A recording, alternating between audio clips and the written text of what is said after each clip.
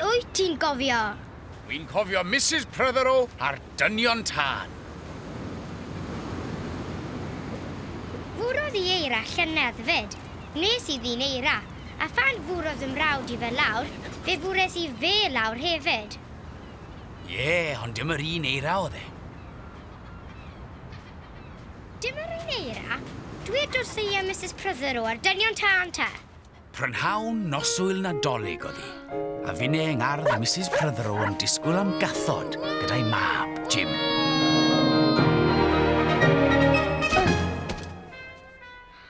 Roedd hi'n bwrw eira. Roedd hi'n bwrw eira bob Nadolig.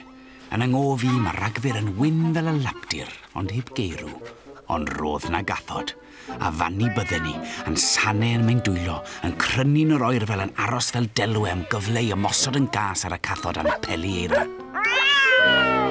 Fel jaguars hirslig, bydden nhw'n sgyrnygu a phoeri wrth sleifio'n drwysir dros furiau'r ardd gefyn, a Jim a finne'n ddau drapwr mewn capau ffwr a sgidiau lleder o Hudson Bay, ger ffordd o Mobuls, yn hyrddion peli eira I wirddolesni llyged. Welon ni byth mor cathod carcus. O'n I mor llonydd astyd ag Esgimo, seithwr Arctig yna welwch mwfflog yr eira tragwyddol. Eira tragwyddol? Wel, tragwyddol ers dydd Mercher. Fel na chlywon ni waedd gyntaf Mrs Prothero o'i higlw ar waelod yr ardd. Ond cyn hir dath y llais yn gryfach. Oedd hyn yn well na holl gathod Cymru yn sefyll ar y mur yn un res. Caelwr frigada! Fe daflon ni'n peli eira mewn i'r mwg. Wy'n credu ni sgapo Mr Prothero a redeg mas o'r tŷ at y telefon.